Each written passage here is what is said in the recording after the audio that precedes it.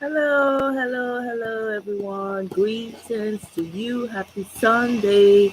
I hope you're having a wonderful, wonderful Sunday. I hope everybody's doing well and it's not too hot where you are.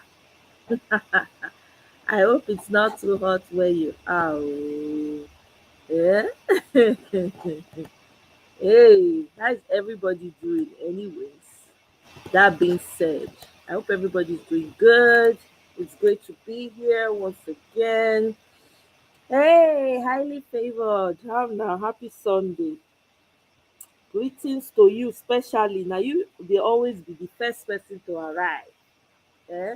Thank you so much for your consistency. I appreciate it. I hope it's not too hot where you are.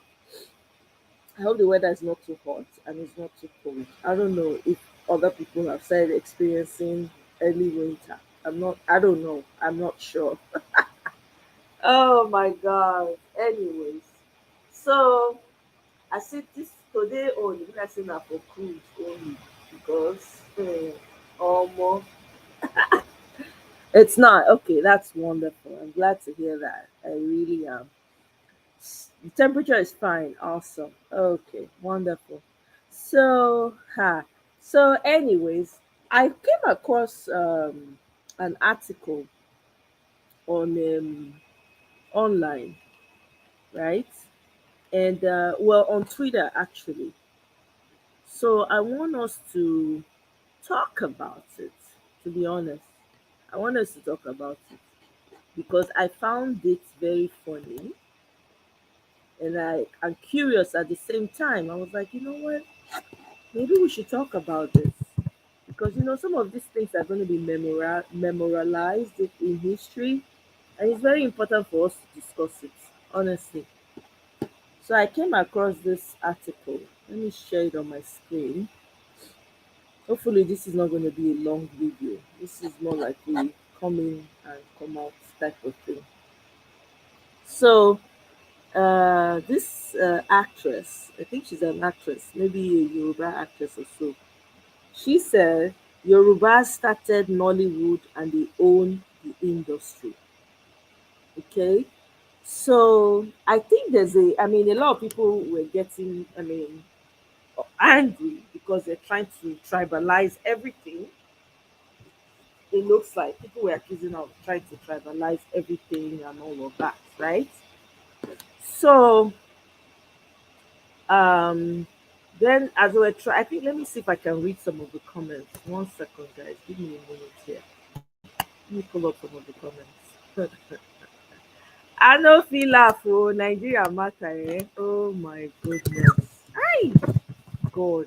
I did not realize how this tribal thing has really eaten deep with some people oh. Honestly, it's crazy. Hey, the things I'm finding out about Nigeria, my God, sometimes I dey wonder. I'm not sure say I don't know whether na that country they born me oh, because I don't know. The country when we grew up on, I mean there was that because looking back now I can say yes, there was some tribalism at that point because you see it maybe in your school, and when you're working, you don't get the necessary uplifting because you don't come from a certain area. So I've seen that, but man, it's bad, my people. It really is bad. I'm sorry. We gotta start talking about this thing. I don't care who. It's not about feelings anymore. We really, really need to look ourselves in the face and really, really talk about this thing because it's not good at all. At all. It's not good. We will not just pretend. Not be this matter. No be wetin dem dey pretend people. Hey. Um. Okay. So here we go. Let me see if I can read some of the comments. Hmm. Let me share this and then we can walk this. Hey, Ovie, welcome. Oh, welcome. Good to have you. Good evening. It's a big problem. Oh, highly favored. Honestly, I'm noticing it now. I'm like, wow, this thing is a big problem. Oh, we dey look at casually. It's a really big problem. Look at it. Yoruba actress, Yorubas started Nollywood and they own the industry. This was on Instablog. Actress Aisha Lawal educates critics. Nollywood actress Aisha Lawal says Yoruba actors and filmmakers, you dey hear, own Nollywood because they started it. My goodness. The filmmaker said this while addressing critics who believe that the Yoruba aspect of Nollywood is playing catch up during an interview with Tribune. According to her, we own the industry, go back to research. The industry belongs to the Yoruba people. If you go back to research, you will hear from people like Hubert Ogunde and Adelok. I'm glad, she mentioned Hubert Ogunde. I grew up watching some of Ogunde movies. And I remember Ogunde not wanting to be associated in any way. He did not like anybody trying to tribalize his industry. Ogunde did not want that. So it is funny that she's using Ogunde as her research point. Ogunde did not tribalize anything, and he did not even want to be tied to it in any way. Because I remember watching Ogunde movies growing up, having grown up in Ibadan. Eh? I don't want to go into details, but if you go and research very well, you will discover that Yorubas own this industry. We started, oh my God.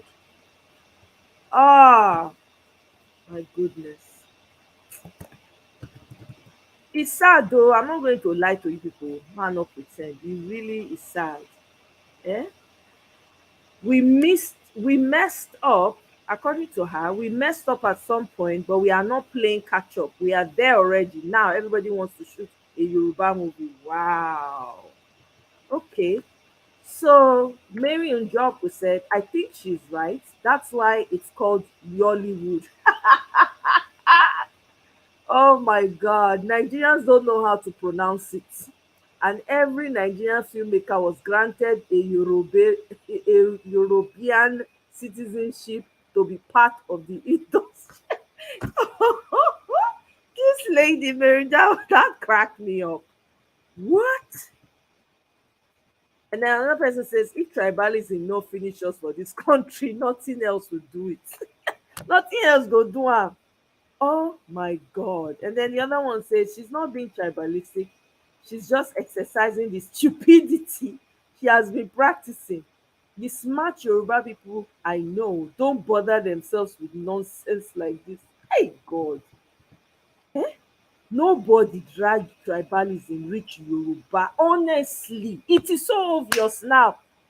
It is so obvious. Ah, Yoruba people. Kai, kai, kai, kai, kai.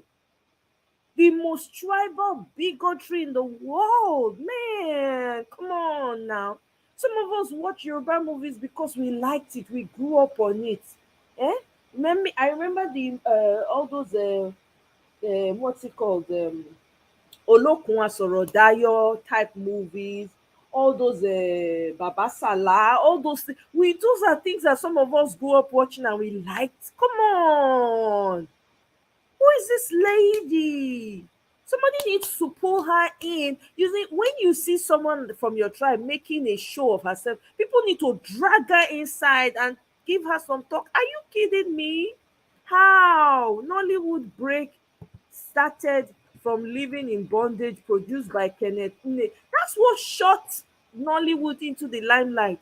It was that movie, Living in Bondage. Are you kidding me? Na Nollywood, movies like Living in Bondage, na im bring Nollywood, na im create Nollywood. What's this woman talking about? Eh? It's not even about Igbo because me, I even remember Edo people were making what do they call this guy? Something in Maswen. What's his name? Oh my God, what's this man's name? If anybody remembers their name, please put it in the something for me. Of something in Maswen. What's his name? Oh yeah, yeah. He's a producer. Let me see. I gotta find his name.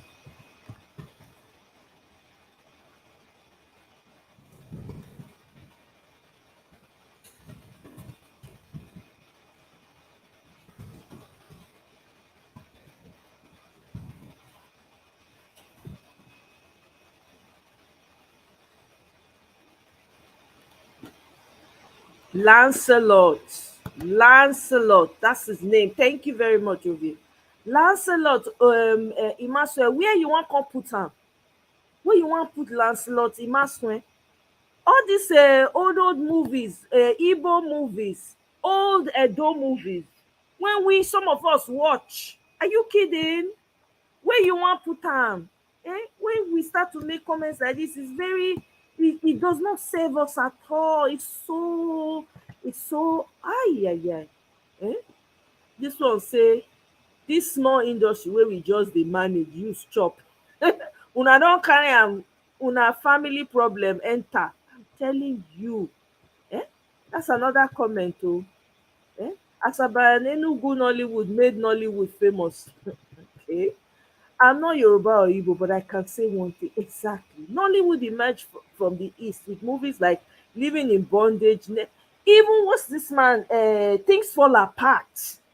Before we even start to dey enter all these ones, the likes of Things Fall Apart. Are you kidding? What are they saying? Tribalism will be the, honestly, who opens their mouth to say what this woman said when it's clearly untrue? My childhood memories were those of Nigerian movies, and many were led, produced, and acted by people, not even just Igbo, they were people from all over.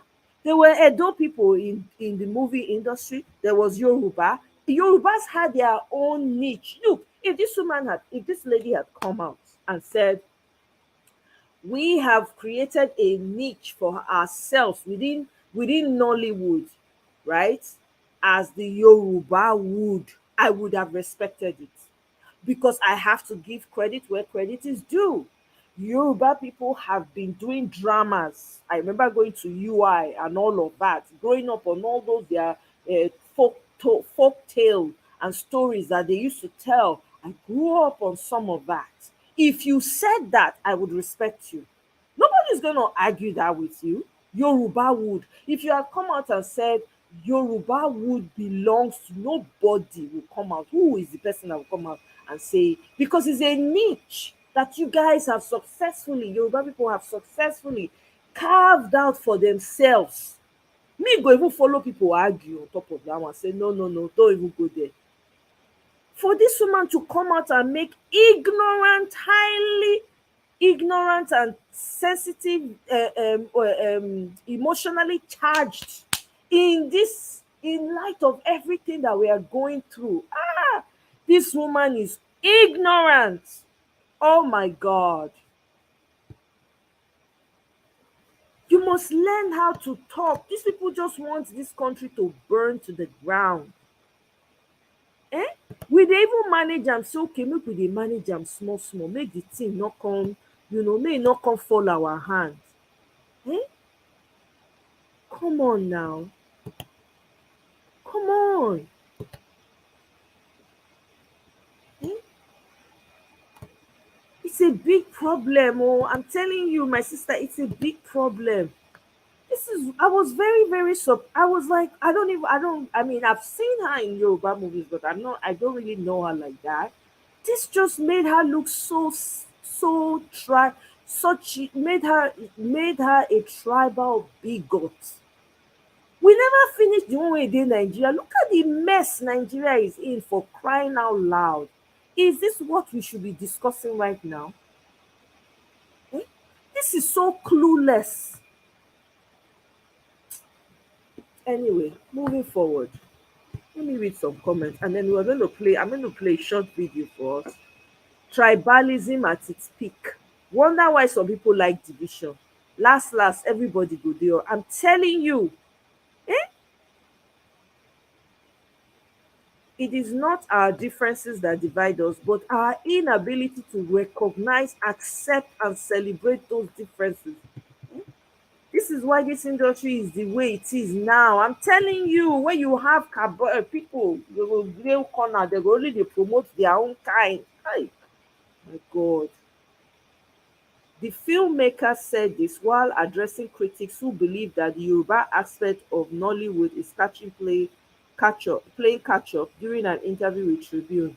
Can someone explain how it is tribalism to answer a question within its scope in an interview?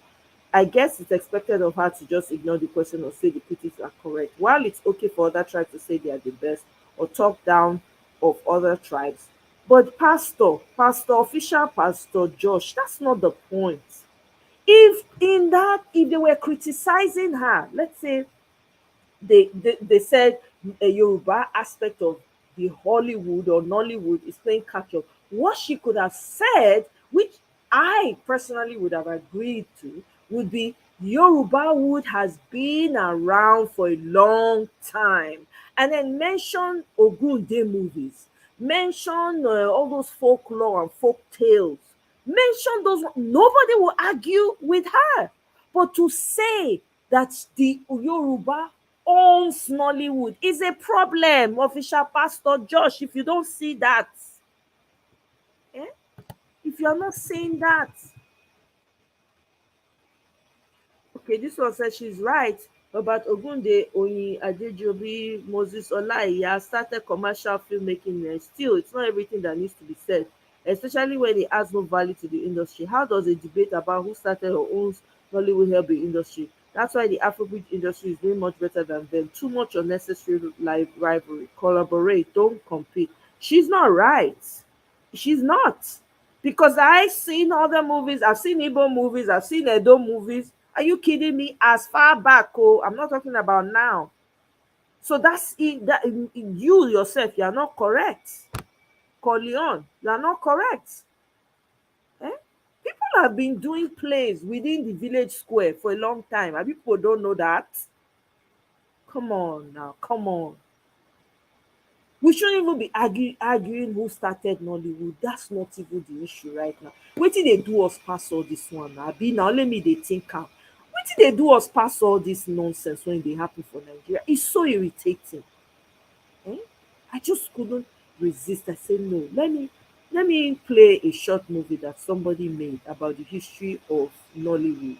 We need to put some rest to some of these questions. Let me pull up the video for you guys.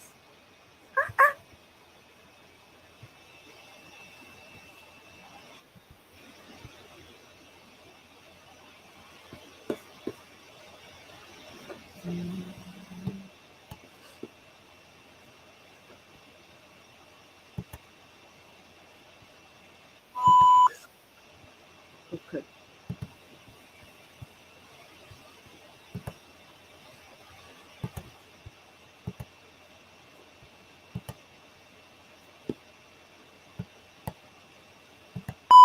This is the biggest exposure that Nollywood has gotten since existence. Nollywood has been said to be the second biggest film industry in the world, right in the middle of Hollywood and Bollywood. The same Nollywood has been shown to be an unsustainable industry filled with starving artists and mediocre productions. It's even more devastating on realizing that the average salary of a Nollywood actor is less than $500. But in spite of all this, Nollywood has always found a way to thrive throughout the ages. In this video, we are going to look into the tragic and unusual rise of Nollywood.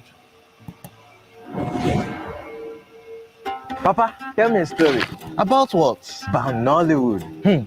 Well, a long time ago, nearly 100 years, the first ever Nigerian film was shot by the white man. Its name, Palava. It was a black and white film shot in northern Nigeria. Northern like Kano and Castina. Yes, it was a film about love. Two men fighting for the love and affection of one woman. One of the men being a district officer, that was the Nigerian.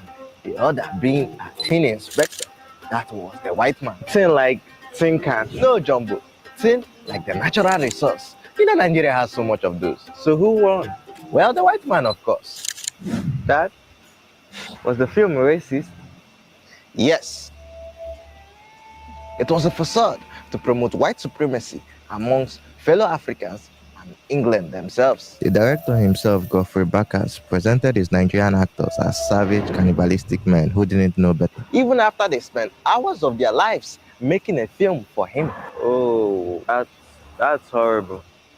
Why are you smiling? Well, it's because it gets better. Fortunately, in 1957, the record was set straight with a new movie named Fincho. It was a colored movie and it had a similar plot as Palava. Two lovers and how their community faced the industrialization brought by the white man. The director this time around, his name was Sam Ziva, did a very good job in bringing out the beauty and displaying the beauty of the Nigerian culture to the world. And with that little initiative, so began the first wave of Nigerian cinema. Actors and writers in the early 60s took initiative from Ziba and began displaying their plays and dramas in front of live stages. They figured that if stories are going to be told about them, they might as well be the people telling the stories themselves.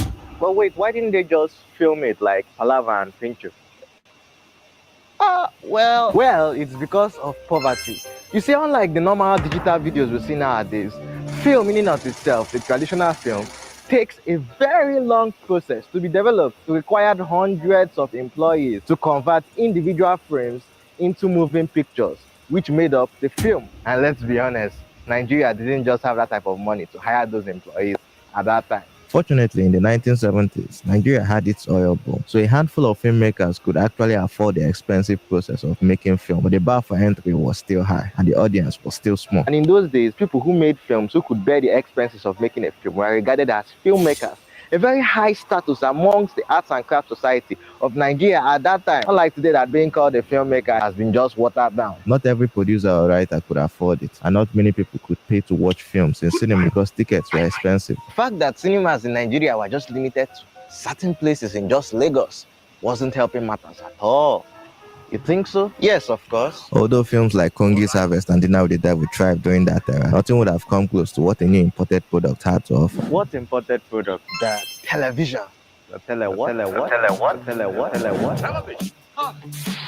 television. You see, it was a box-like device that used electromagnetic signals to transmit moving pictures from one place to another, what we know today as video. Every Nigerian home wanted to get one. It became almost a necessary furniture in Nigerian homes, and slowly it began overthrowing the traditional cinema. And Jumbo, you know NTA, right? NTA, and yeah, news. You're always watching it. And you never allow me to watch that. The point is, it was founded around this same period, in 1977. News broadcasters swept Nigerian homes off their feet with convenient and rich information through the television. Because of this, filmmakers quickly moved their scripts from cinemas to NTA and other broadcasting networks on TV to get a slot into Nigerian homes as well. You can make a lot of money.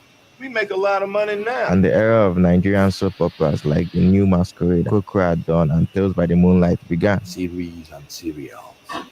As in, I started with Ripples, for instance. You know, and you had Checkmate, you had all those. Checkmate. Yes. This era lasted for over a decade, but soon enough, filmmakers began realizing the disadvantages. See, the time slots on NTA was very limited at that time. Meaning not everyone could get a spot, no matter how good the script was. This quickly became a huge problem because it meant that diversity of film would be limited because of limited resources. So, how did they fix it, Papa? VHS, of course. VHS was an older version of what we know today as DVD. It was a device that allowed pre-recorded video, which is the tape, to be played on television. What was spread about this new technology? Although people only used it to record weddings and burials at that time, consumers were just barely scratching the surface of the device. But in 1992, a filmmaker named Obi Chris Rapo had different plans. He came up with the idea of making a long drama that would be shot and edited in tape, so he called for a filmmakers meeting. What happened was that all the Igbo actors and actresses appearing on TV were invited. The man wanted to shoot in Igbo and casted Kenneth Okonkwo as the lead actor. So when the man saw me and I did 1, 2, 3, he said, wow. When he was writing this script, it was this kind of a guy he had in mind. After a few months of planning, shooting, and post-production, the first ever independent VHS film was made. The name Living in Bondage. Within a few months of its release, it quickly turned into a hit. Not only was the storyline rich in lessons about life and rooted deep in Nigerian culture, but people could also purchase a VHS copy of it, take it home, and watch it. It became a cultural sensation. Never before in the history of Nollywood, till that point, has an indie film ever garnered so much fame and recognition, even in bondage. Other filmmakers began replicating their ideas. There was a cultural shift from making soap operas on television to making long dramas on VHS, and the path Chris Obiapo laid moved Nollywood into a new era.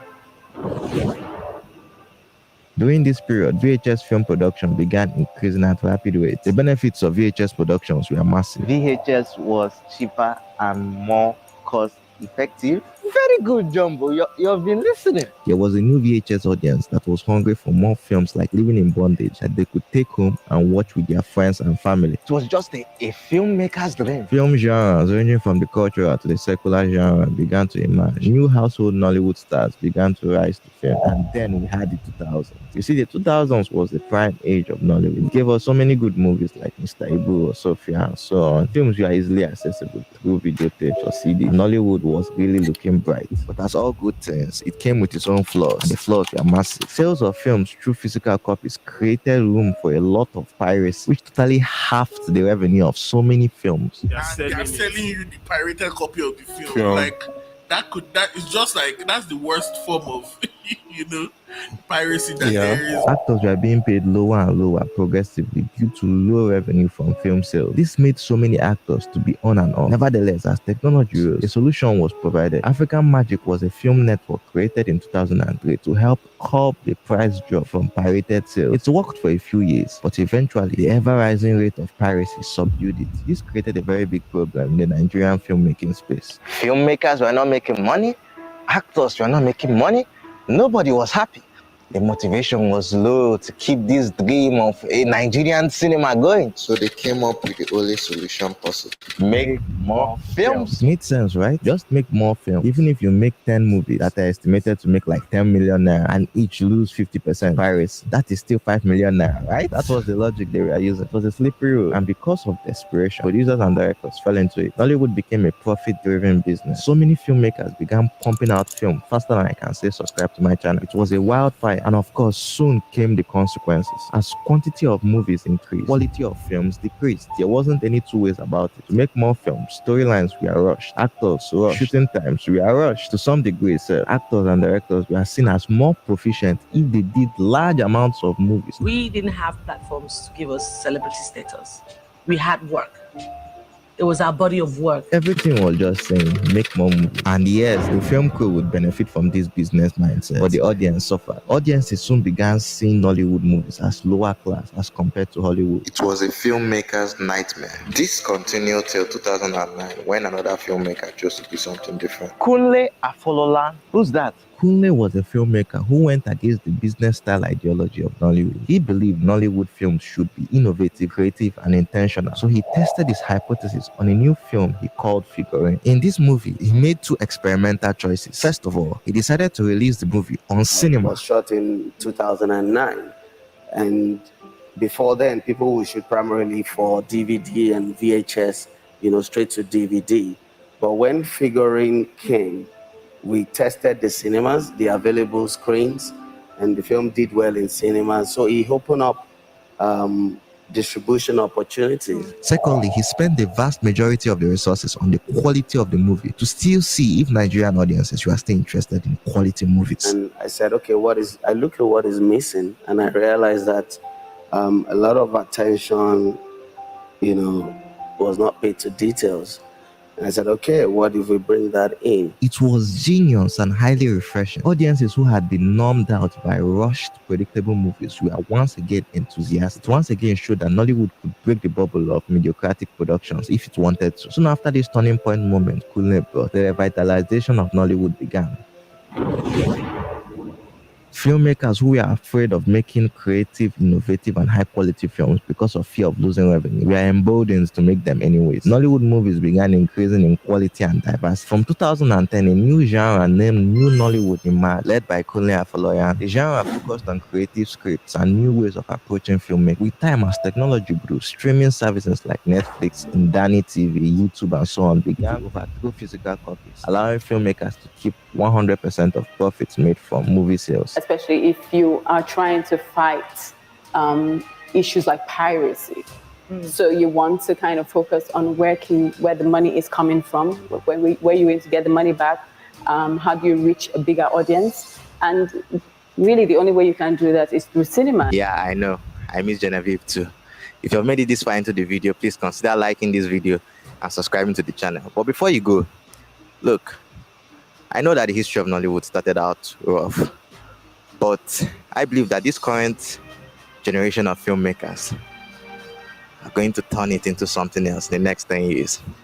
And my personal dream, which I hope I'll be part of, is that very, very soon, Nollywood one day will be better than Hollywood.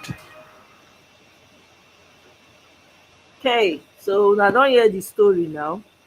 By the way, that guy did a great job. I mean, there's so much. Nollywood has a lot more stories to tell, and I think that we should focus more on the biggest issue we have right now.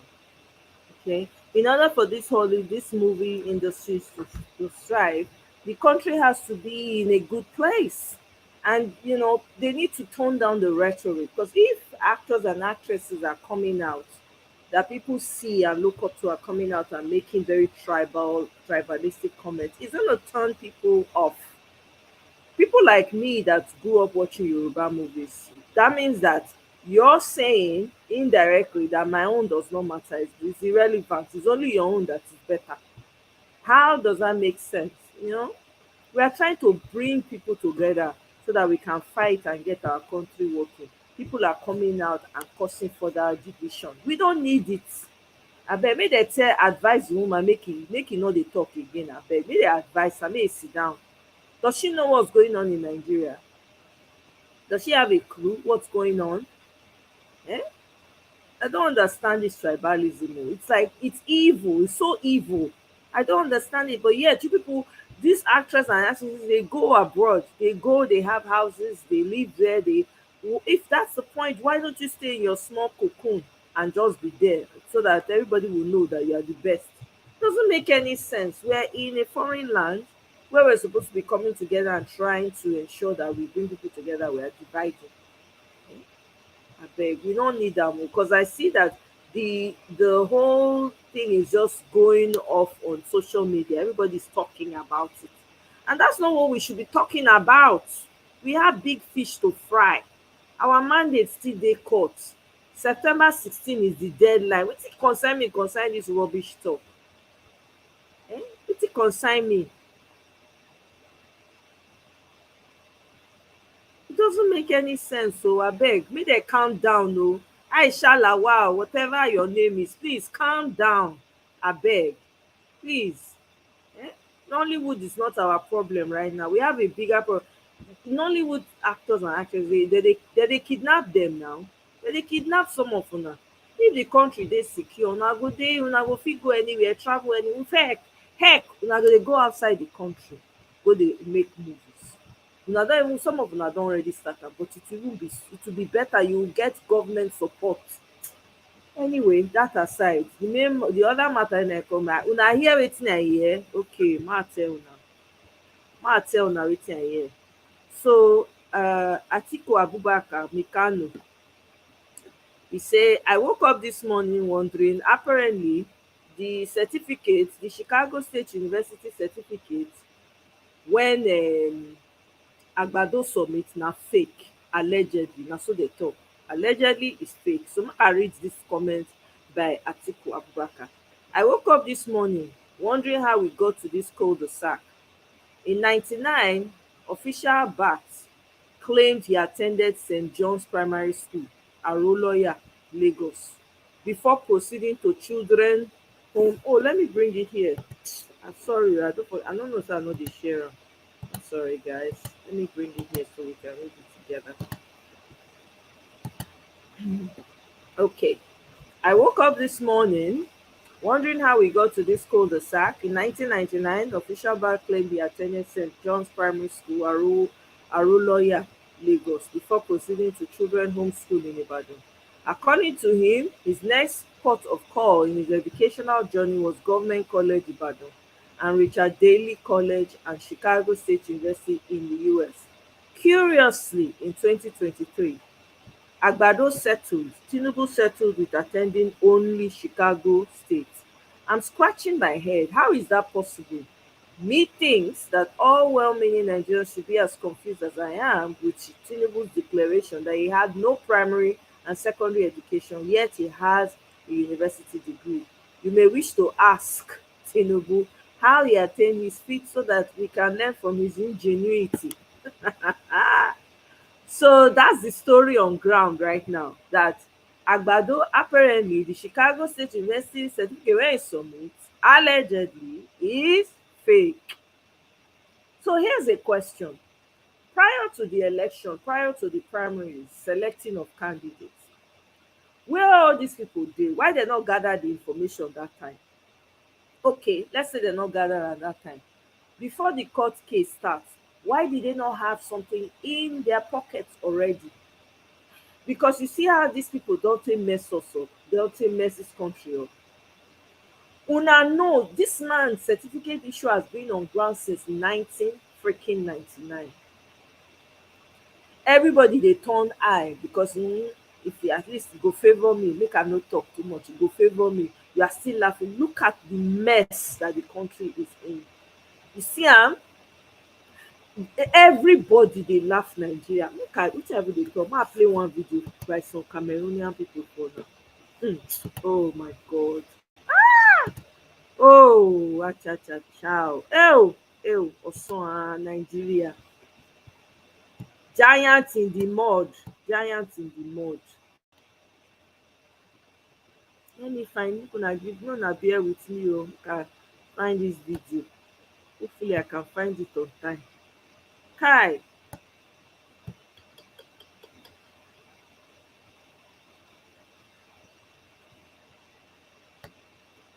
Chicago University hid the files of class 79 from their official website.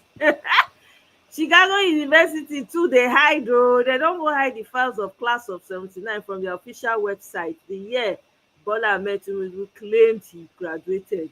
Can you imagine? Chicago University don enter pipo mouth. Wow. So that means that maybe Agbado don bribe dem too. Kai, my goodness, this world oo, America. Meanwhile, dem send their person make e come greet Agbado. Dat one tell am say Biden personally say im wan invite am. Oh God, I just dey shake my head. I saw this one dey fall for palm colour pipo. Dem go dey laugh, dem go dey laugh like mumu because the man talk say im wan see am. Oh! Because dem wan use am. Na the perfect puppet. Kai! Can you imagine? They are trying to expose and expose as much as possible the many deaths enough to this. Kai! Oh, Swan, Nigeria. Ew! Ọ̀rẹ́ Mavunu. Kai! Wetin dis one dey talk? Mumu. Mumu. Abeg, I dey find the video, more than no vex o. Make una go do this one with me today. Omo, the way dem take finish Nigeria, oh my God. Ew, Osun, Nigeria. Nigeria we hate thee. Don turn to laughing stock all over the world. African giant in the mud. African giant, giant of Africa in the mud. Meanwhile, cattle don take over near Aso Rock for Abuja. Dem dey wait for Wike make e come do im magic. Make we see wetin e wan do to the cattle rearers. Make e try imself. Oh my God. Osun, Nigeria. I cannot believe my eyes, my ears. Wetin I dey see, I no fit believe am. Kai!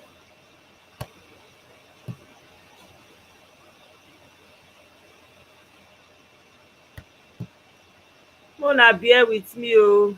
Na the video I dey, unfortunately, and na just once I just see the movie, like, e no quick me save am. Otherwise, we for not dey go through all of this, but I'm pretty sure we're gonna get to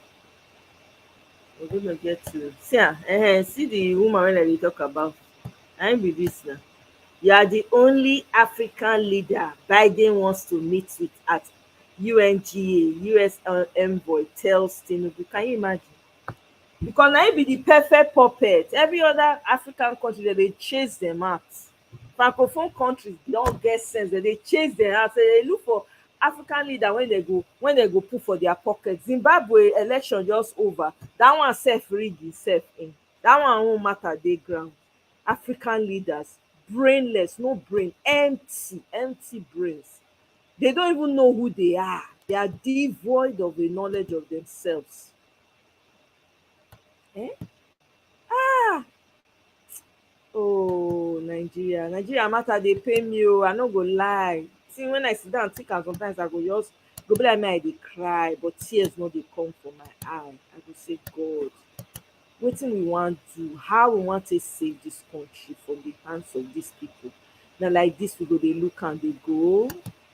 Eh? Na like dis we go dey look am dey go? Eh? Nigeria don turn to e be like where dem dey dump dustbin, dumping site. Dis people go just take advantage, dem go dey bring all kinds of things come Africa, dey dump am for our ocean. Hey! African leaders, God abeg o, I never see a few people when dem reach to born like 3 times go just put dem inside pocket because of money. How much? Because dem don know say dem don near grave, dem wan kpai everybody. What kind of human beings? This is what happens when you leave things alone. You allow people to just do whatever they like without consequences. Has turned the country upside down. There we go. I don see the video finally. Make una hear. Make una use una ear hear am. I sure say some of una go don see am. Make una use ear hear. Politics is number. You must know this. It is clear. And it is not something that is hidden. When the masses are with you, it's visible.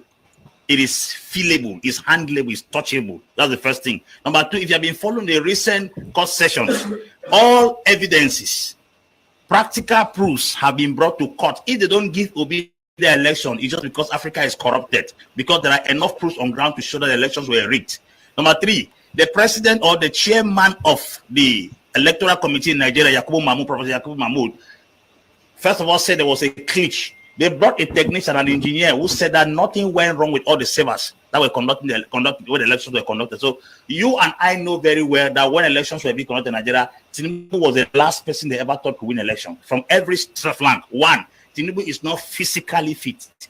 Number two, Tinubu has a very wrong testimony. To have that background integrity. Number three, you are pushing Apostle, go ahead. Go ahead. It's important you answer those questions. Yes. Number three, Tinubu is coming from a political party that his predecessor had damaged the economy. As a matter of fact, APC has they say the name of a party can influence its candidate. APC was the last political party that any Nigerian could ever dream of bringing back in the power because Buhari had condemned the economy to a floor level. So you taking up the title of APC in Nigeria is like taking a bad name when you are not bad.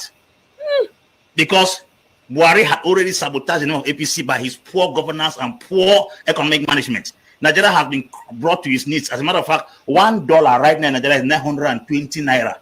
Why $1 here is 650? Is that a shame?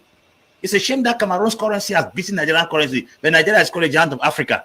The standard of living in Cameroon is higher than that of Nigeria right now. So you don't tell me that then Tinubu has with all his drug peddling activities that background was exposed. What do you want to say? The evidences are too visible. Politics is numbers. Senior Apostle, so to the different social media outlets printed on the I want to say that the floor was supposed to be on the womb, but yes, just talk. That viewer is suffering from myopia and also hypermetropia, long and short-sightedness. And because why I will say this, it's clear. The Nigeria election, when the results were declared, it is stated in Nigeria Constitution that before we are declared president of Nigeria, having won the valid vote, you must win half to 10, including and to 25% of the federal capital territory. Abuja is not a state. The president of Abuja, which is the federal capital territory, is the governor of Abuja, act as a governor. And so the constitution say you must at least have just 25% of vote in that area. He did not have. Also, let us look at the numbers. When Peter Obi's campaign started, they said it is 2 people tweeting in the room. When the election started coming in, they said no, he will just win just the southeast. When he came in, they said he cannot win a state in the north. When he started winning, they said no, Peter Obi frauded. Let me give you another instance. That viewer needs to really take the time and keep away emotion, because I'm sure it is somebody who is from Ativo Ashwajo's camp or Balablu Bolaba. This is what happened. The second aspect to know that you win an election, as Senior Apostle said, your supporters are malleable, touchable. They can be seen, feel, touch. When the election result came out, how many people went to the streets to celebrate that Asuwajo Tinubu won? How many? Everywhere was. I went to Abuja. The streets were dry, like it were morning. The second aspect you need of analysis to know, when they declared the election, how many people from APC were actually streaming the result? That this come to the court session in itself. INEC did not present any contrary evidence to show that what Obi team has as certified copy is different. This is it. INEC certify a document for election result and gives Lasha. Lasha goes to court. INEC says, no, I object to what I certify and give you as an evidence. It's a shame. Conclusively on this Nigeria issue, we cannot be robbing Peter to pay Paul. Asuwajo Tinubu submitted a certificate which is under questioning, the Chicago State University certificate. In what he submitted to INEC, it stated that Asuwajo Tinubu is a male. What Chicago University has, based on what we are told, that the Asuwajo Tinubu that went to Chicago is a female. How can a man become? They said it's a female. I'm coming. No, these are in public space. This is not something I'm making up. Is trying to this is what is in court. Somebody was trying to. Second, the Tinubu that submitted the certificate in Nigeria, the certificate states that Tinubu is a Nigerian, but the one in Chicago, the Tinubu is a United States citizen. That's the second issue, which is under contest today. We are not refusing the fact that you don't have to support Tinubu. Campaign, how did Tinubu campaign? He went to a debate and they said, what will you do when you're elected president? This is his speech. Day 1, hit the ground running. Day 2, continue the ground running. Day 3, hit the ground running. That was all. You cannot be in this 21st century. Hi. Nana president talk about like that too. Oh, they even know and pass us. Day 1 hit the ground running. Day 2 hit the ground running. Where is the lie? Where is the lie, my people? Where is the lie?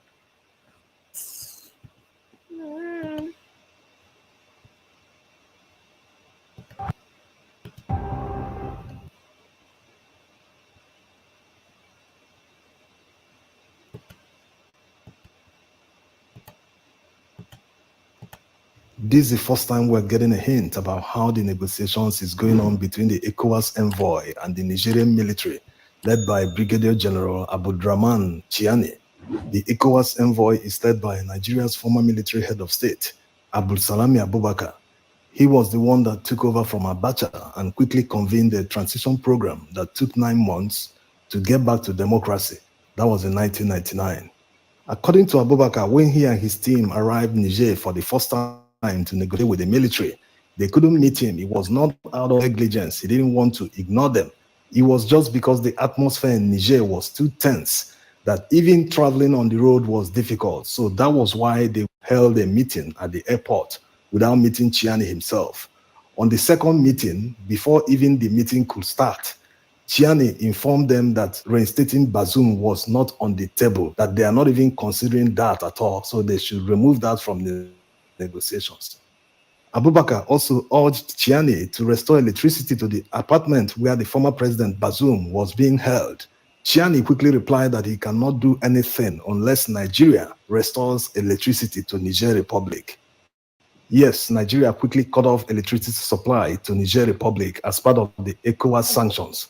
Niger Republic receives about 70% of their electricity supply from Nigeria.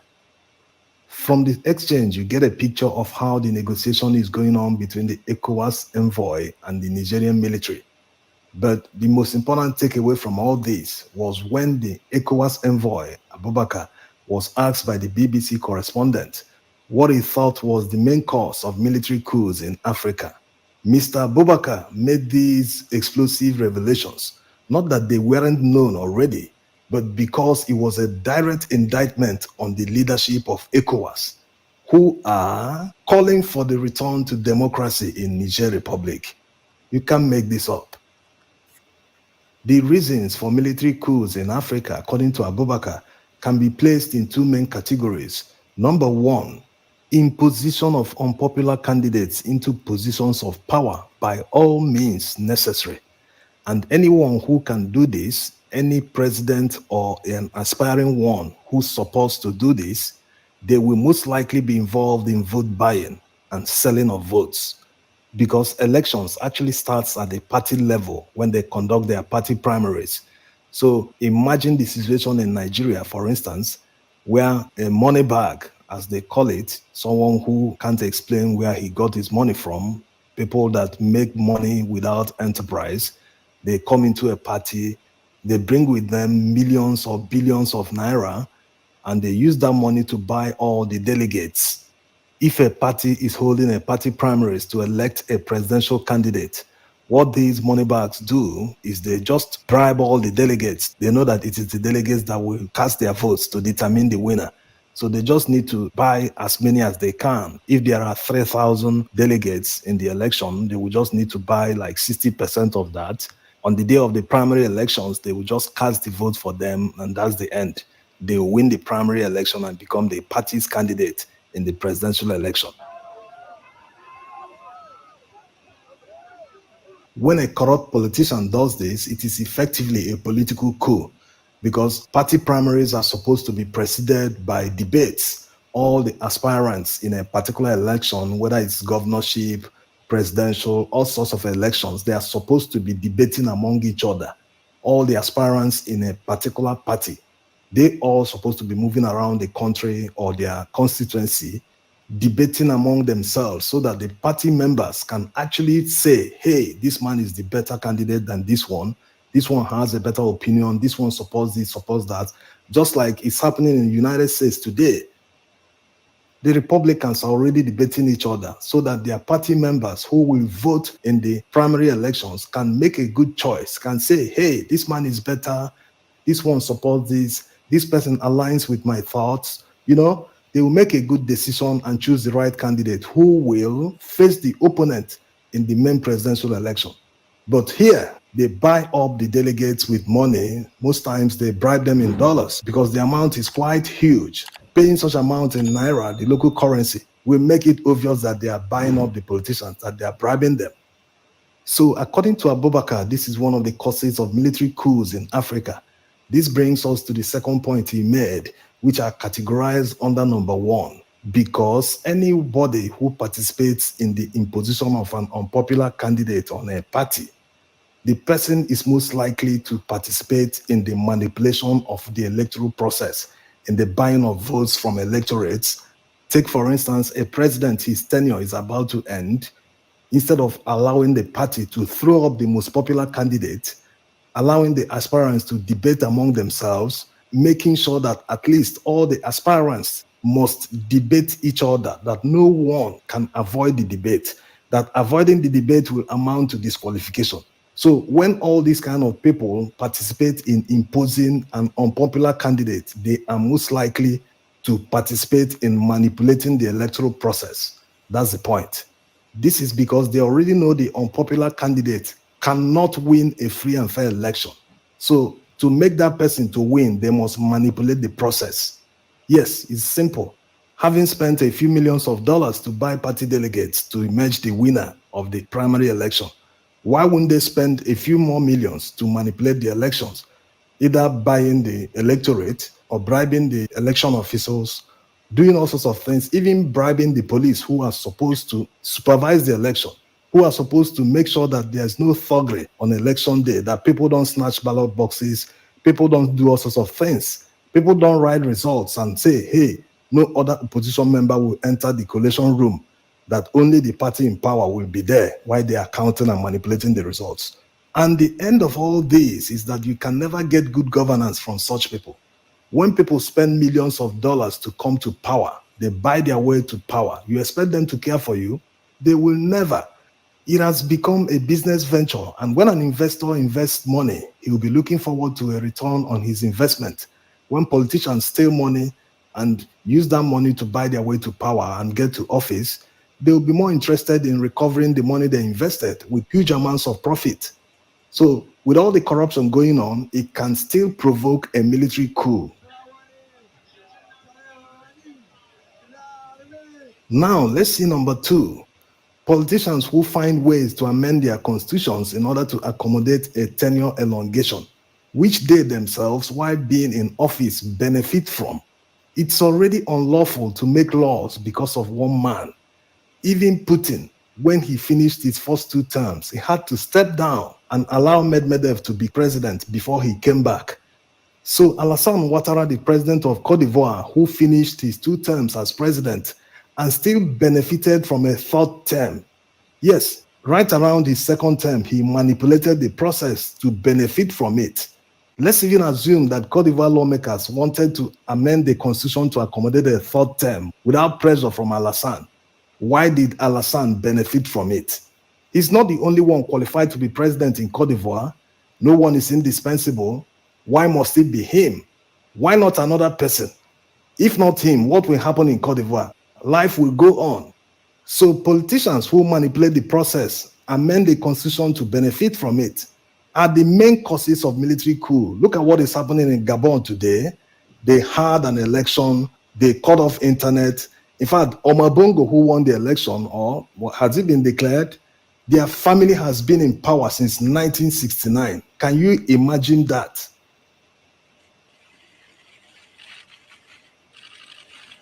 Now, let's come back to Abu Sami Abubakar's conclusion. He urged all politicians in Africa to always play by the rules of democracy. He also has some word for followers that they should not mortgage their future in the hands of politicians. That's talking about citizens. You don't follow politicians blindly. You don't just start campaigning for them, just take money and try to convince people and sell your votes. You know, that if everyone plays by the rules, that military coups in Africa will be a thing of the past. Yes, Abubakar is right. He also commands a lot of respect, being seen as the golden military man who willfully handed over power to a civilian government in 1999. You can understand why he is leading the ECOWAS envoy. But one wonders, did he tell all the ECOWAS leaders exactly what he told the BBC in the interview? Ataya. Because the picture he painted exactly resembles Tinubu and Alassane. These 2 men are the loudest voices in ECOWAS calling for the return of Bazoum in Niger. And today we have a similar situation. Shut up, bro. All of una na the same. Na the same all of una be. No shame. No shame. Nothing. Na not get legacy one na dey leave behind. Na to thief. Na e dey una head. Abeg who hear word. One more video and then I'll share my link. Anybody has anything to add, add. I call it a day. Today na slow, na chill day for me. Friend and former colleague Ahmed Caballo and Clinton Nzala to get an African perspective on what's happening down in South Africa. Gentlemen, very good to see you. I don't know if you heard Pepe's, well, I was going to say excited, but maybe a bit less excited than he had previously been about the BRICS meetings so far. What's your own perspective on it? Yeah, I mean, the whole African continent is excited about BRICS. And we went to the streets of Johannesburg and we got some box pops. And everyone was excited. Every taxi that we drove in, the taxi drivers expressed their excitement. However, going to the event today and yesterday, the excitement has kind of died down a little bit, because although BRICS is definitely needed and it's definitely the future, because of the actions of the South African president, Cyril Ramaphosa, to not allow Putin, to disinvite Putin from attending in person, I think it's put a bit of a downer on the whole event. Today, kind of Putin, it seemed like he took a bit of a shot at Ramaphosa. He said that, Russia will be hosting the next BRICS, and Russia will make sure that it's independent and not, subject to external pressures. I'm not sure if he worded it exactly like that, but that was the gist. And it definitely felt like a dig. Then Ramaphosa said something back, mentioned the war in Ukraine, and then said something like, as you said that you want this to end, the you said part of it felt a bit targeted and telling in the tone. And then we have President Modi, who seems to want to have one foot in the West's camp and one foot in BRICS's camp. In his speech today, I think he mentioned the G20 in positive terms, and then mentioned BRICS. And it's like, why are you mentioning G20 at BRICS summit? I'm sure none of the G20 members are mentioning BRICS when they meet. So yeah, there was positive comments from President Lula. The Chinese are obviously always reserved in their assessments, and Putin was, no holds back bars, and was denouncing the West for, causing global insecurity through its sanction regime, through its wars, through its regime change program. But I just feel like there's two members, South Africa and India, that might potentially be letting the slide down. Is that how you saw it, Clinton? It certainly seemed also to be the view of Pepe Escobar. Is that how you two saw it? I definitely agree. I think the best I can say, it has been lukewarm. Like a lot of people expected decisive statements, decisive postures from the leaders of the BRICS nations involved. Then I think for the past couple of months or weeks leading to the BRICS summit, I think President Ramaphosa has failed to show a backbone. Today we are having 4 leaders at the summit, against expectations of having 5 leaders. And many people, they think this is a result of President Ramaphosa failing to stand up to the bullying tactics of the West. He failed to make it clear to say, as a host nation, all leaders of BRICS that were supposed to be in Johannesburg were going to travel to Johannesburg. So at one time, he had shown like he was willing to take a stand. He was willing to have President Putin here, safe and secure. Then at one moment, he seemed to backtrack. So all this kind of affected, I think it has affected the mood of the summit. A lot of people, BRICS is seen as an alternative. It's supposed to be a group of people who cannot be swayed around by some Western bullying or whatever, but President Ramaphosa has failed to show that. So generally, the whole conference is very lukewarm. And like Ahmed pointed out to say, I was shocked when we had Prime Minister Modi talking about how India is going to help the African Union to get a seat in the G20. Like at a BRICS summit, why are you going to be talking about the G20? It's like totally unrelated. And I think that the reason why we've got groupings like BRICS is because of members of the Global South seeing that groups like G20 were not giving them the voice that they wanted. At the best, those were reduced to just talk shops. And if they are ever invited, sometimes they do send out token invitations to certain countries from the Global South. But we know to say those countries there are not taken seriously. They are just treated like bridesmaids or escorting some people to their marital bliss. So I think that then organizations like BRICS, at least they gave the Global South a voice. And it's a reason why right now, a lot of countries from the Global South have shown interest to join BRICS because they think that it's a platform where their aspirations and their developmental agendas, their political agendas are going to be heard. They are going to have a voice. And like places like where I've said G20, which are merely beauty pageants that only help to try to sell capitalism to the Global South. Ahmed, I'm so old, I knew a different Cyril Ramaphosa and a different ANC for that matter. But whenever I make that point, people refer me to a book called The Economic Hitman. and they imply that the economic hitmen have got to Cyril and to the ANC, and that they're not actually free agents to be what perhaps they would like to be, certainly what they would once have liked to be. Is that just a cop-out, or is there anything in that? Well, Cyril Ramaphosa is the second richest black man in South Africa. He's a billionaire. Now, he has millions, maybe billions in offshore accounts, which means there's clearly a conflict of interest. You know, South Africa is the most unequal country in the world at the moment. Is a billionaire president the type to put in policies that are really going to empower the masses and redistribute the wealth, which was what the Freedom Charter and the struggle for liberation was all about? But that being said, you know, I'm very critical of the ANC, and I think some of the points are valid, but there is two wings of the ANC, and Ramaphosa clearly represents the moderate wing. If we look back to President Zuma, you know, who again I'm not a big fan of, but if we look back to when the West put pressure on President Zuma with regard to the ICC arrest warrant of Omar al-Bashir, he says, do what you want to me, Bashir's coming, and that's that. Now, you know me, you know my family, we oppose the Bashir regime, but we think it's a principled position because the ICC, I think it was nicknamed by the Gaddafi, the International Caucasian Court, because it only goes after African leaders. It really loses all credibility when you look at the people that it goes after.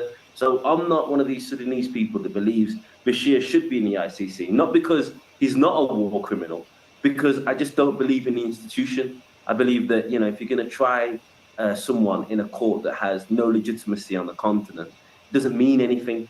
It just looks like a Western instrument to go after African leaders. But yeah, I mean, when we spoke to taxi drivers, this is the best way to get the feel of what people are saying on the ground. All of the taxi drivers feel that Ramaphosa has basically lost his backbone. And it's not just that he disinvited Putin. If we think back, he did much worse than that. He made up this fake quote that there's no way the Russians ever said about if you dare arrest Putin, it will be a declaration of war. Now, because it was such a provocative thing to misquote an ally about, the Russians had to come back and say, we never said that. But it does go without saying that if you were to arrest any head of state, it would be a declaration of war. So I think it wasn't just, disinviting him. I think it was the comments afterwards that showed that he's not a reliable partner and maybe not, you know, the one that should be leading the African charge in the BRICS. Clinton, what significance for Africa do you see in the death of Prigozhin and his deputy in the plane crash in Moscow, outside Moscow today? Pepe's view was that it will make no difference. Russia will play the same role in Sahelian Africa as it would have done if these events had not happened. Do you have any views on that, any apprehensions about that? I think it all depends on how, we know to say Wagner has got quite a significant presence in the Central African Republic and the Sahel, where they've played a decisive role in ensuring that some norms and some stability returns to the region. They've helped to turn the tide against attacks from insurgent groups in those regions. So, but after I don't know if I would call it an insurrection that we saw a few months ago, I think there were some configurations that were done regarding how the Wagner group operates in those regions. So I think due to those configurations, yes, of course, the impact is going to be there, but I feel to say it will be minimal. It will not be one that would disrupt the ongoing operations that Wagner has in the region, or maybe even, I don't think it will really affect the security arrangements that are going there. It's a sad thing whenever someone dies, and actually it's very sad, but I think that the operations will continue in their current form. Ahmed, last word to you, and changing the subject necessarily short of time. The big struggle in Nigeria must reach a conclusion sometime soon in the courts. The question of whether or not the current president of Nigeria was actually legally entitled to be on the ballot paper. And I have somewhat unexpectedly emerged as someone in that mix. It's a strange thing that an African president is in court in Illinois trying to stop his university from releasing a copy of his academic results. One can only assume that they don't make for good reading. What's your take on that? It is strange unless you understand the ins and outs of US imperialism. He is the perfect candidate to do their bidding because it makes no sense. A country like Nigeria that says one of the biggest tribes in Nigeria with the people of Niger shares one of the biggest land borders, shares a lot of culture, dress, especially between the north, to be attacking their neighbor over a coup in a continent that has dozens of coups that happen all the time, and Nigeria doesn't do anything.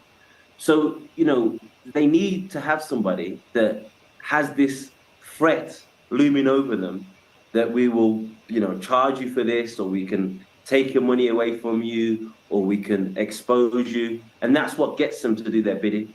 It's part of the book that you mentioned previously, The Economic Hitman. This is, I don't know what page it is in the CIA handbook, but it's definitely in there. So, my people now here. So apparently they don't even go see whether people went to the Chicago State University website to go pull up the 1979 yearbook that they normally have.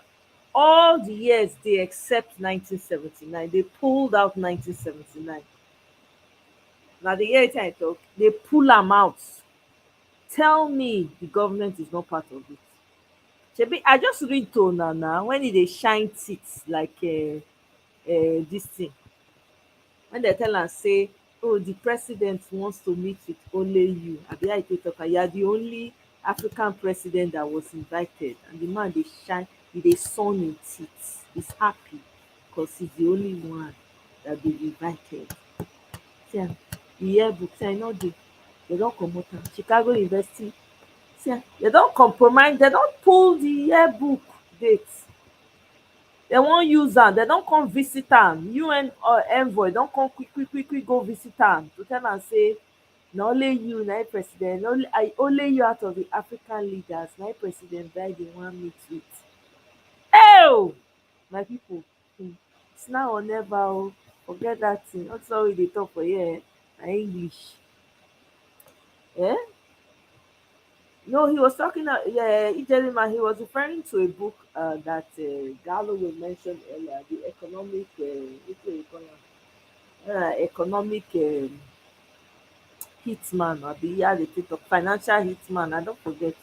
So the guy was just making a reference that that's what they do, right? They look for the, because Agbado is a perfect puppet for them, because he has all these things hanging around him, hanging over his head, certificate, fraud, everything about him, fraud, every single thing. And I'm sure the CIA has a number on the man, right?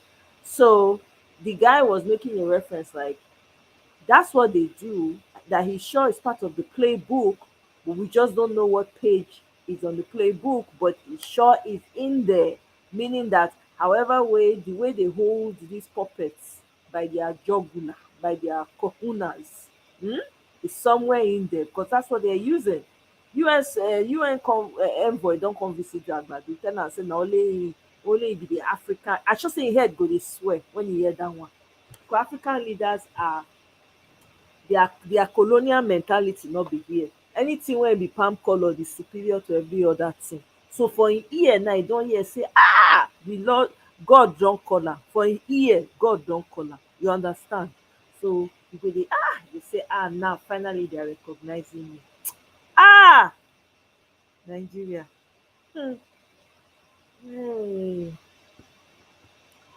That, let me show it to you. I don't think they move. They will have. They have all except that one. It's not a coincidence now. Kenny. It's not a. They will have all. They have all, but except that one. Let me show it to you. Eh? Let me show you. All the years they except that one. Make it make sense. That tells you that something is suspicious.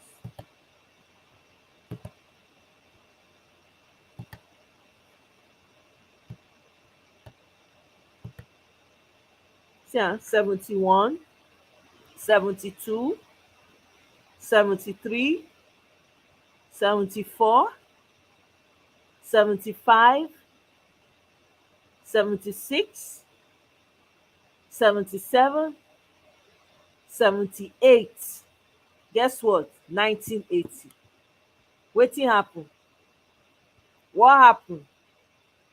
Why you go get reach 1980 no get some, but you get all the years? They pull am, they pull the record. I should say government hand dey, they pull am because they use am over im head. Hey, hey, oh man, I'm telling you, they don go pull am. They don go pull am. They use am as bargaining chip because they don send envoy to am because they dey pet am to go fight. He is between a rock and a hard place. Northerners dey breathe down im neck. They tell am say this is not part of the plan. This is not part of the plan. Okay, this is not part of the plan. Palm color people are breathing down im neck. Plus the well-meaning Nigerians and obedience that are breathing down in his neck. You go nowhere. ECOWAS don come out. They don come out come talk say they know the intention for them is not to invade. They don dey change their mouths. They are in on it. Yeah, they are. He's under. Why won't he be under pressure? Who sent that message? Somebody that we don't know who he is. Primary school, no, we don't know. Secondary, we don't know. University, we don't know. Where he come from, we don't know. He will be under pressure until he leaves that place because it's not his own to be there. Not being get that seat. Not being get that seat. He needs to leave. I play one video for now, only one, because now they use gist hold me down. Now I see the sense one that they use. Kene, I see your sense, your tactic. You're using tactic. Okay, I play one video. I see. I want to play this song. Some of you may have. Russia, with the help of China, is coming for us. And it's not a conventional method like war, nuclear, or chemical. Tinubu, while speaking to religious clerics who are helping negotiate with the Nigerian military, said, I am managing a serious situation. If you take ECOWAS aside, other people will react. Those who are outside of our control, I am the one holding those sides back. I am the one holding back ECOWAS. He also said that he cannot delay the military intervention indefinitely. Therefore, they must hasten whatever negotiations with the Nigerian military. He wasn't specific about the other people in his statement, but since they are outside ECOWAS, it can only be France and the United States. This is an open confession, not that it was secret anyway. Since the military struck in Niger in late July, Tinubu has always maintained that they must leave power immediately. In fact, he has made many threats to the military regime in Niger that they must vacate power or risk a military intervention. Going by his statement that he is the one that is holding back ECOWAS leaders from invading Niger from taking that decision, it is a direct acceptance that he controls them, that he can decide the direction of the ECOWAS leaders. We've made analysis of this in the past, that going by Nigeria's position in ECOWAS, they can influence the decision of ECOWAS leaders. In other words, if Tinubu could hold the ECOWAS leaders, it means he can stop the invasion permanently. No need to waste unnecessary energy in another man's country. All the flights from Abuja to Niamey all the time, who is paying for it? Is it not better to spend all that money and energy in your own country? After all, Nigeria is supposed to come first before another country. Even all the countries interested in Niger today, the United States, France, they are all fighting for their own country. United States invested more than $100 million in a military base in Niger. Their interest is to protect the investment of US taxpayers and also hold on to their ability to gather information. Also, France is fighting hard to retain their control over Niger. So who is the control going to benefit? French people in faraway Europe. So why is Nigeria different? Because we do not have anything to gain from Niger Republic. In fact, the reverse is the case. Niger Republic benefits from Nigeria's legacy more than we do from them. And before anyone says, hey, be your brother's keeper, were you invited? Nigerians are even protesting and saying, hey, leave us alone, let us solve our problems ourselves, we'll find a solution. Anyway, since it seems like he doesn't see the problems in Nigeria, he's always seeing the ones outside Nigeria in faraway Niger, let's enumerate some of the problems we have in Nigeria that need solving. Because naturally, you have to solve your own problems first before going to the outside, before trying to help someone else that is far away from you. So let's start from solving our problems at home.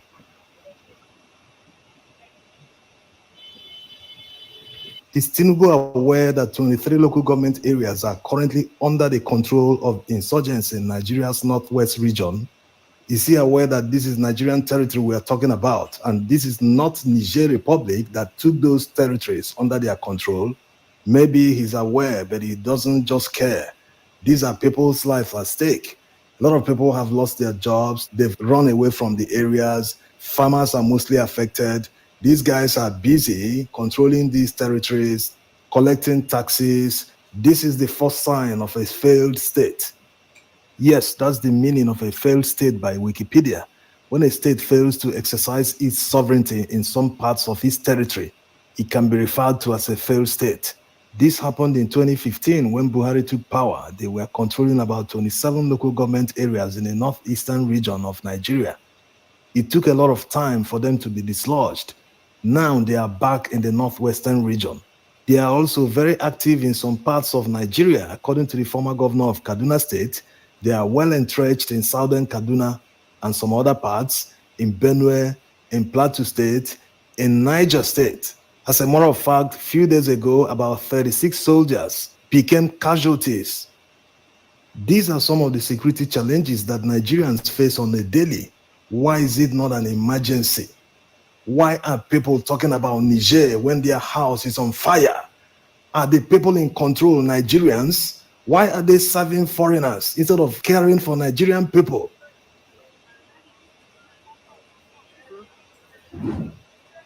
No matter your political leanings, you must agree that insecurity is a serious challenge in Nigeria right now.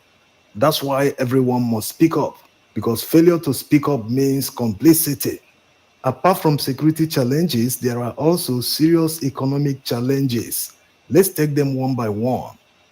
The finance minister recently revealed that they will reduce inflation in Nigeria's economy by cutting money supply. The same man also said recently that he feels the correct exchange rate between the naira and the dollar should be about 700 naira to $1. First of all, why are they using a method that has been proven not to work? Many times in the past, especially during MFLA's reign at the central bank, they always mop up excess liquidity in the system. Has it helped anyone? No, it hasn't. In fact, it has made many people poorer. During his time when he went as far as redesigning the naira, as if that was not enough, he even imposed a 20,000 naira limit of withdrawal in banks. So in other advanced economies, they're encouraging people to continue spending so that the economy will grow. In Nigeria, we discourage people from spending. How can you tell people not to spend? How can you reduce the money in circulation? The more people spend money, the more the economy booms. That's how it works everywhere. That of Nigeria will not be different. Besides, the excess money, or whatever they call it, is not the reason for inflation in Nigeria's economy. The reason for the inflation is because Nigeria's naira has lost value. It's as simple as that. Even the government contributed to the loss of value because they devalued the naira and said they made a flotation. It was a simple devaluation of the naira. What about the subsidy removal? Why didn't the government consider removing the subsidy gradually so as not to implode or cause massive inflation in the economy? Because before May, It used to cost 200 naira per liter. Now it's more than 500 naira. So it costs Nigerians more than 3 times what it used to cost to buy petrol. And they think it doesn't contribute to inflation in Nigeria. If you used to withdraw 20,000 to fill your tank at the ATM, now you need to withdraw 60,000. So the problem is not excess liquidity. People simply need more money to buy what they used to buy with less money. This brings us to another solution they want to implement to curb the inflation. They are talking about redenominating the naira, as it happened in Ghana in the mid 2000s. When Ghana redenominated the cedi, they removed 3 zeros, making it to exchange 1 to the dollar. But right now it's exchanging for more than 10 cedi to a dollar. So it proves it didn't help. It didn't curb any inflation. The inflation is still on a runaway. Besides, exchange rate doesn't determine how strong your economy is. You have to talk about purchasing power. You have to talk about other things. So the fact that Korean won is exchanging for more than 1,000 to the dollar doesn't mean their economy is not booming. It doesn't mean it's not strong. Also, the Vietnamese dong. So even if the naira exchanges for 1,000 to $1 today, and they decide to redenominate it to remove 3 zeros to force it to exchange 1 to the dollar, it wouldn't still solve the inflation problem. In fact, it will make it worse.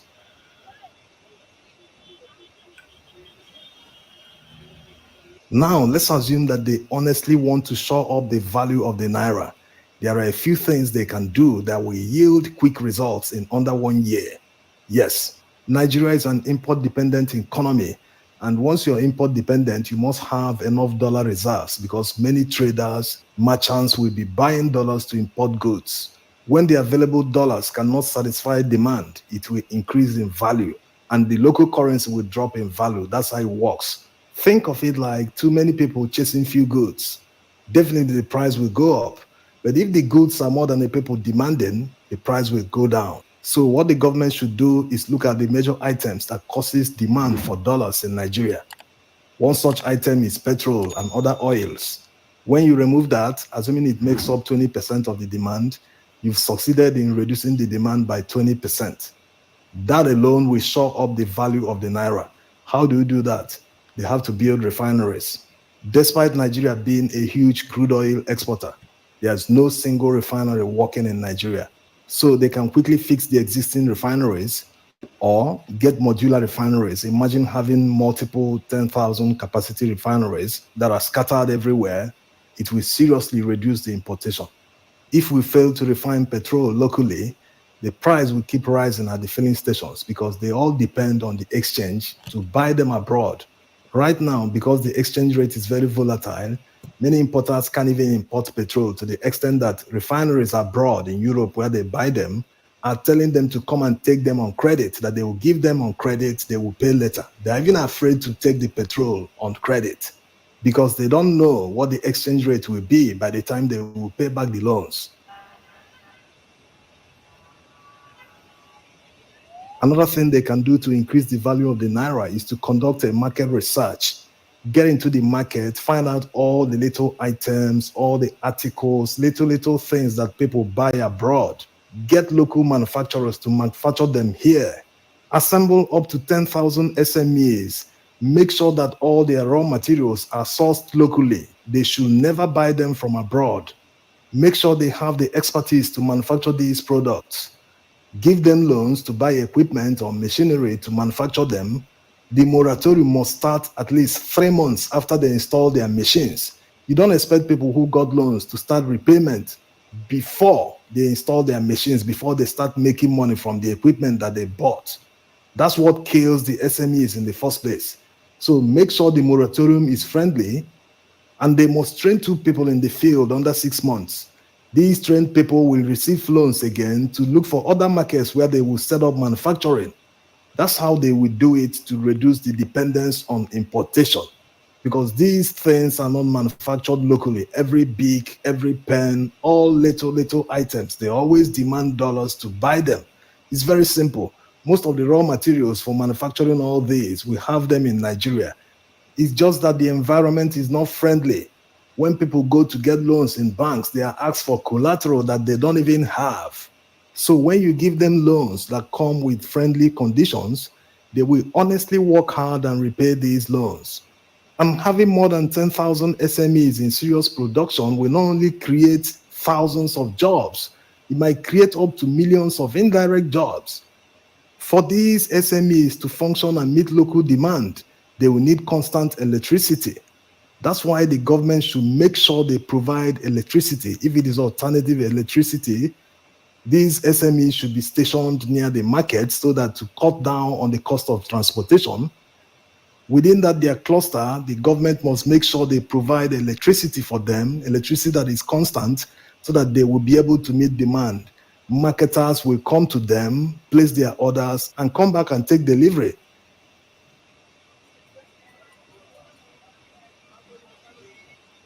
Attention network marketers. I have spent the past decade literally mentoring hundreds of top earners, helping them unlock the secrets of. The next step the government must take in order to increase the value of the naira is to ban the procurement of all foreign goods by all government agencies, both at the federal and state governments, even the local government level. All government agencies that are funded by the taxpayers must never buy anything from abroad. Everything they will use, cars, anything, furniture, they must procure them from Nigeria, locally manufactured. The government must also cut down on running costs. The running cost of government in Nigeria is very expensive. They must cut it down both at the national level and at the state level. Even if they have to pass a law to limit the number of ministers and commissioners a president and a governor can appoint. As we get richer and advance in democracy, they might amend these laws. But for now, the number of political appointees are just too many. They are draining the treasury, wasting money that they are supposed to invest in other productive avenues that will earn more money and employ more people. So these are the measures the government should take if they are truly interested in increasing the value of the naira. They must make sure many things are produced in Nigeria. They must invest in agriculture. They must invest in transportation. They must invest in everywhere to make sure we create an enabling environment that will improve manufacturing so that people will stop looking for dollars. Yes, everyone is looking for dollars. You want to pay for education abroad, you need dollars to pay that. In order to reduce it, you must manufacture locally. You must enter into serious production. Let them invest in agriculture. Let them invest in transportation so that doing business in Nigeria will be easier for the people. The more it is easier, the more it will reflect on the price of goods. The more the inflation will drop. That's how it works. And the dollarization of Nigeria has gone to the level that they want to float a government bond that is dollar denominated. You can imagine that the first time in Nigeria's soil, all the other Euro bonds that they float, they are normally floated abroad in Europe. But this time around, they want to float a dollar denominated bond in Nigeria. So you can understand that they themselves don't even have hope in Naira. They don't have the confidence in Naira. So why will the value not depreciate? Thanks for watching. So Nigerians go hear word. That's the Nigerian government. They no dey hear word o. Na wetin dem wan do na dem go do. Miss B, welcome ma. Greetings. Happy Sunday to you. Eh? My brother, Chris, you say make dem don send dem message on Twitter say abeg o, anybody wey get parent wey at ten d Chicago State, abeg make dem help us. We wan see the yearbook, we wan check something because abeg they should help us, we need it. That's crazy. All the years dey the book apart from 1979. Wetin una dey hide? They are not doing it alone sha. I no fit talk say dem dey do am alone. Definitely their government hand dey inside because dem wan use am as puppets. That's the problem. That's the thing. With all the assets wey e get, una know say agbado small thing don run go France. Something small thing don run go France. You see say e don go France lately. Maybe dem don tell am say no enter dis country until you don do wetin we say make you do. So e don hook for that side. So now na America wan come to romance with Nigeria. Omo, that romance no go work o because na here we dey when we dey shout, tag everybody, una no do anything. That romance go backfire, e no go work. You know exactly. If to say na better year picture For be hang am for the past everywhere now. They go even dey proud say person wey go their school na here na president now for Nigeria. Na bragging something now. Who no would like to if they are bragging right now, you display the picture for the department. You say yes, he was a student. I remember him. Only professors will come out, they will come talk. Maybe at that time only professors go don't enter the age of 100, maybe the ones wey remain like 120 or something. They'll come they talk. You understand? If they're not they nursing home, you know. Well, in all sha, we need to keep our eyes focused. This is why it is very important to continue to follow this thing back to back. We can't give up on it. We cannot at all. But now that country, God abeg. Hi, every corner, everywhere don't spoil. But by the grace of God, we go collect our property back so that we feel good. Now building from scratch, work plenty, my people. Work for Nigeria, plenty. It plenty. I'm telling you. So anyway, nobody's coming on the studio. This is where I'm gonna drop it here for now. It's been real, guys. Baby girl gotta step out and do some things. So thank you all for joining me. I appreciate you. I hope you have a wonderful rest of your day. Please keep Nigeria in your hearts. Keep praying because we must win this battle. We no go give up. I beg. Thank you, Kene. Thank you, Chris, Miss B. Everyone, highly favored. Thank you. I appreciate for everyone that stopped by. Mr. Obie, thank you, thank you, thank you. Injedima, thank you. I appreciate you. I will see you now on my next one. Bye.